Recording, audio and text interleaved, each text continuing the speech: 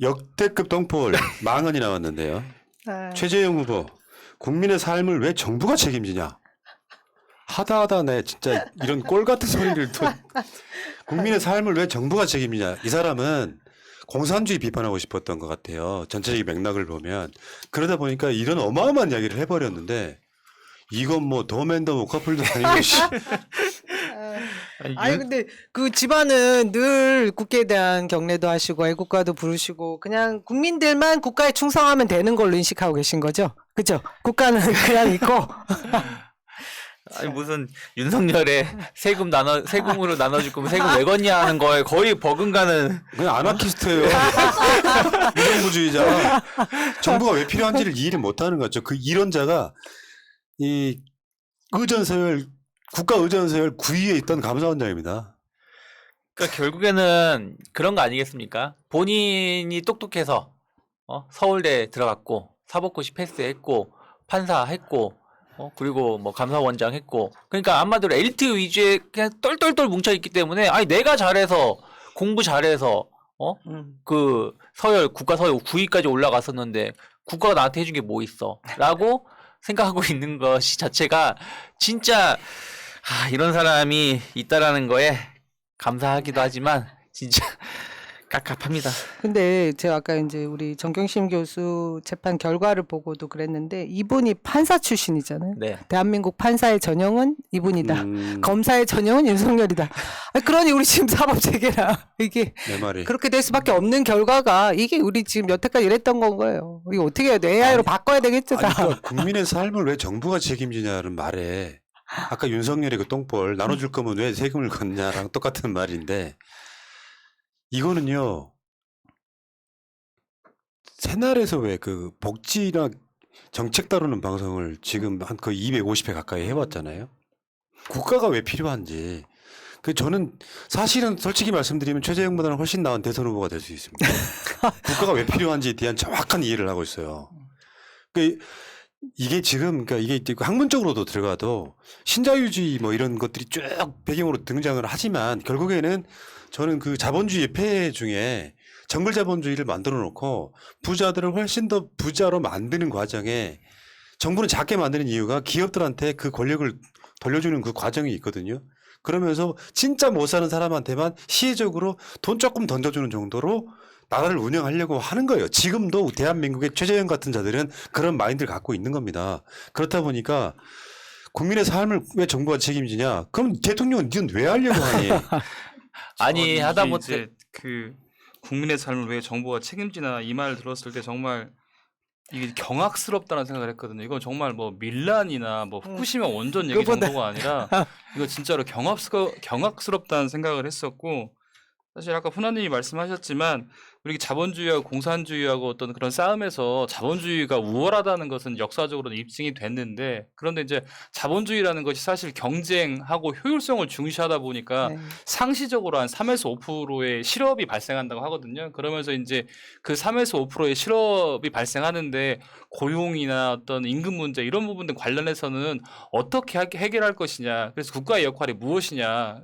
뭐 이런 얘기가 계속 나오면서 뭐 이제 국민의 삶에 정부가 직접적으로 개입하고 어떻게 하면 국민의 삶을 좀 더 뭐 국민들에게 편안하고 안락한 삶을 보장해 줄까 이렇게 노력할 수밖에 없는 것이고 그것의 총 책임자가 대통령일 텐데 과연 대통령이 되겠다고 하는 사람이 국민의 삶을 왜 정부가 책임지냐 이런 말을 하는 사람이 후보로 나오고 그것이 여당에서 한 2, 3위 하는 사람이라는 현실이 그것 자체도 정말 경악스럽다. 정말로 국민들이 그 대통령 후보와 관련해서 누구를 선택하려고 하려면 꼼꼼히 찾아보고 꼼꼼히 평가하고 검증하는 작업을 스스로 거칠 필요도 있겠구나라는 생각을 좀 했습니다. 국민의 삶을 국민이 책임져야지 왜 정부가 책임지냐.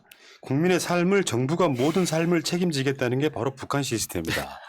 야 정말 수준이 너무 떨어지는 게요. 최소한 대통령으로 나올 자는요. 북유럽의 복지국가는 이해를 해야 됩니다. 좀 쉽게 표현하면 북한 정도까지는 아니더라도 이런 복지국가들은요 대부분 세금을 한 60% 이상 냅니다. 오히려 저축을 하는 것이 약간 사회적으로는 부끄러울 정도. 그래서 교육이라든지 뭐 주거라든지 웬만한 것들은 같이 하는 상황. 그러니까 우리가 무상급식도 그 정말 어마어마한 출발점 중에 하나였었거든요.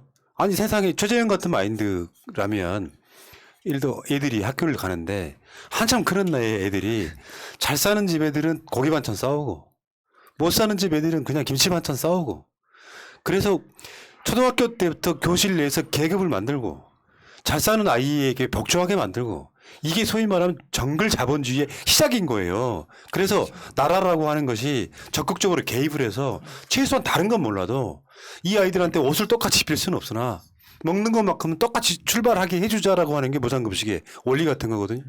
근데 이런 놈들이 나와가지고 대선 후보로 지지를 받는다는 게 난 더 아이러니하다는 거죠.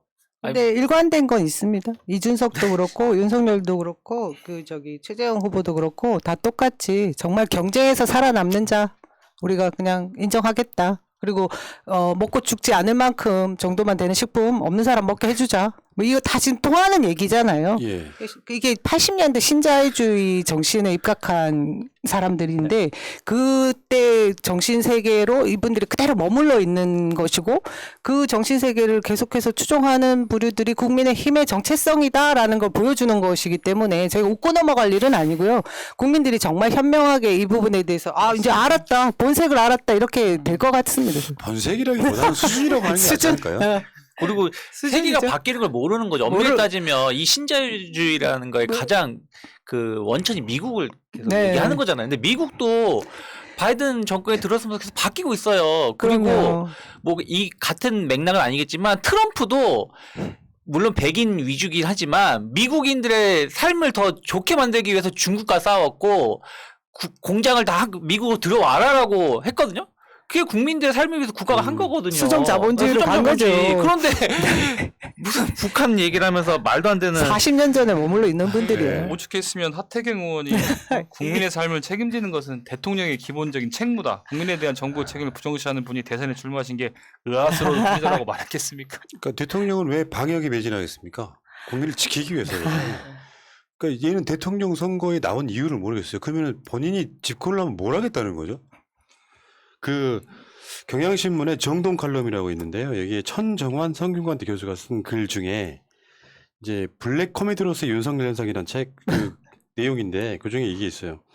이 앞에 뭐가 쓰여 있냐면은 여전히 보수가 민주적 수권 능력이 없고 피탄핵 상태에서 벗어나지 못했다는 증거가 윤석열, 최재형 같은 이들이 유력한 대선 후보라는 사실이다. 그러니까 그쪽에서는 대선 후보가 못 나오고 있다 이런 개념이고요. 그다음 윤석열과 최재형의 행동 양식, 언어 견해를 보면 그들이 사법권과 고시 전문가인지는 몰라도 2021년 한국 사회의 상식과 민주적 시민성, 이걸 이제 시빌리티라고 하는데 민주적 시민성에는 미달해 보인다. 쩍벌로 상징되는 태도와 120시간 노동, 후쿠시마, 페미니즘, 부정식품 등에 대해 관한 일련의 망언은 그 인식이 단지 보수가 아니라 무지와 쓰레기 정보가 뒤엉킨 공백과 이해를 못하고 있는 그 전 상태, 이해 이전 상태임을 짐작해야 한다. 전혀 모른다는 거죠. 사회 현상에 대해서. 살아본 적도 없고 그런 삶을 이해를 못하는 상태에서 오늘도 이따가 윤석열 이야기를 계속 하겠습니다만 말 한마디 한마디가 그냥 대한민국 사회의 태극기 부대 유튜브에서 나오는 이야기들을 아무런 거리낌 없이 내뱉고 있어요. 그러니까 사실은 백지 상태였던 자가 문재인 정부를 반대하기 위해서 자기를 가장 극렬히 지지하는 사람들의 그 단편적인 정보를 계속 던지고 있는 거죠. 진짜 부끄러운 거죠. 최재형도 윤석열보다 조금 낫겠거니 했거든요. 똑같아요, 아주. 경쟁하고 있죠 서로. 최재형이 쪽벌을 안 할 뿐이고 똑같아요. 아니, 근데 이거 더 거긴 한심스러운 거는 이런 국회의원 사람들이 경례하잖아.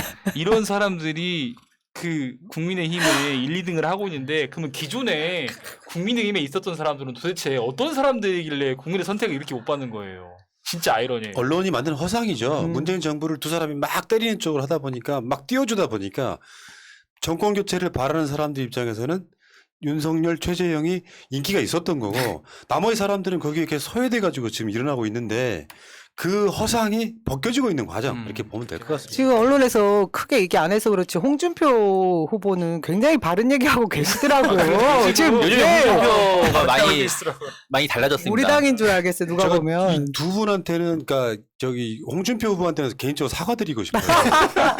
그전 대선 나왔을 때는 꾸준히 막말한다고. 그러니까요. 계속 맛술 먹은 할아버지인 줄 비판했었는데 알았는데. 이분이 굉장히 그 합리적 중도로 보일 정도. 맞아요. 최 원장이 또 그런 얘기도 했잖아요. 문재인 정부는 모든 권력을 청와대에 집중시켜서 행사했다고 하는데 그랬으면 지금 최재원하고 윤석열은 있지도 못하겠죠. 살아남지도 못하겠죠. 무슨 말도 안 되는 소리를 지금 계속하면서 헛소리를 하시는지 예. 참 그 며느리 분들이 참 뭔 죄인지 우리 참 마음이 아픕니다. 그러면 최재형 감사원장으로 있을 때 어떤 의미를 갖고 감사원장직을 수행했을까 궁금하지 않으세요? 국민의 삶을 정부가 책임진다는 말은 일종의 이제 레토릭일 수도 있거든요. 다 어떻게 책임을 지겠습니까만 최대한 모든 국민, 최대의 다수를 위한 최대 행복을 위해서 법을 만들고 시스템을 만들고 노력을 하면서 국민의 삶의 질을 높이려고 하는 건 국가가 존재하는 이유거든요. 근데 그 국가 시스템을 감사하는 자가 이런 생각이었다면 도대체 뭐였을까? 그런 것 같아요. 월성원전 관련한 네. 것도 마찬가지인 것 같아요. 이 원전이나 이 모든 것들은요, 어떤 부분이냐면 안전성이 99%라고 해도 혹시나 있을지 모를 어떤 어마어마한 사고에 대비해서 안전한 장치를 많이 만들어 두는 것이거든요. 그 역할은 국가가 하는 거거든요. 근데 월성원전 같은 경우는 1983년 이후에 이미 30년 사용 연한이 지났어. 그 박근혜 정부에서 사실상 포기한 거야. 법원에서도 포기해 라고 나왔고 경제적으로 봐도 그 원전을 지었던 캐나다에서 다시 사용하려고 하니까 사조 든다. 그러면 이걸로 따지면 우리가 남는 장사가 아니다라고 결론을 내린 거란 말이에요. 근데 이 월성원전의 수치가 조작된데만 하면서 월성원전이 터져도 국가가 책임질 필요가 없다고 생각하는 거죠. 내가 봤을 때 이거는요 히틀러보다 더한 놈이에요. 뭐 이런 것들이 정치권 나와가지고 마치 애국가 부르면은 사절까지 부르면 애국이라고 생각하는 이런 모질이들이 대한민국에 존재한다니까요. 굉장히 위험한 분을 저희가 감사원장에 모시고 있었던 겁니다, 사실. 아까 저도 그 얘기 꼭 하고 싶었는데요. 원전에 관한 게 국민 생명 안전보다 그 사람은 경제적인 수익이 더 앞섰던 사람인 거죠. 그죠. 국민의 안전과 생명은 뒷전이고 원전 마피아들이 얘기하는 그 원리가 시장 원리가 더 중요했던 겁니다. 야, 완전 딴 나라에 살고 네. 있는 그런 사람 느낌이죠. 아니, 아마 남영희 위원장이나 이덕진 변호사나 유창희 평론가도 아주 한 10여 년 전에는 원전에 대한 의구심이 없었을 거야. 후쿠시마 터지기 전까지만 해도. 그렇죠. 예. 내가 이 원전 이슈를 우리 방송에서 한 8년 전부터 다룰 때 처음에 나도 그렇게 생각했어요.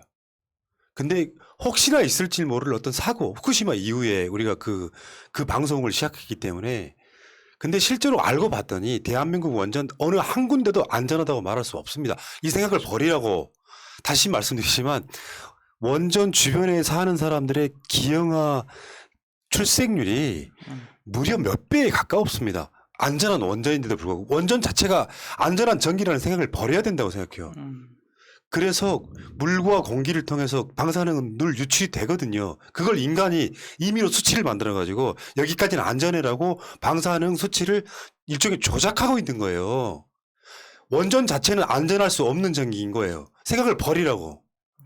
그걸 윤석열은 후쿠시마에서 폭발이 없었다고 이야기해버리지 않습니까? 하나님 대선 가셔야 되겠네요. 네. 대선 가셔야겠어요. 그럼 삼지대로 가야 돼요 지금. 철수한테 전화해야 민주당의 접수가 끝났기 때문에. 철수한테 전화하셔야 되나? 자, 알겠습니다. 일단 여기까지.